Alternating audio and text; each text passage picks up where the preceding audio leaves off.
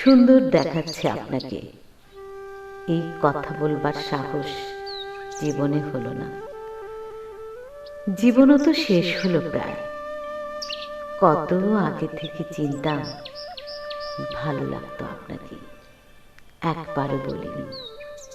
আজও লাগলো, খেয়ালই করিনি কেউ। 1.5 ঘন্টা দাঁড়িয়ে দাঁড়িয়ে কথা বলছি রাসবিহারী মোড়ে। বাইরের লোকের মুখে কতদিন পরে শুনলেন বাড়ির পুরনো ডাকনাম। আপনার অবাক হওয়া, ছেলে মানুষের মতো খুশি হওয়া দেখে ভালো লাগলো, ভালো লাগতো। আপনার মতো ভালো কাউকে লাগেনি।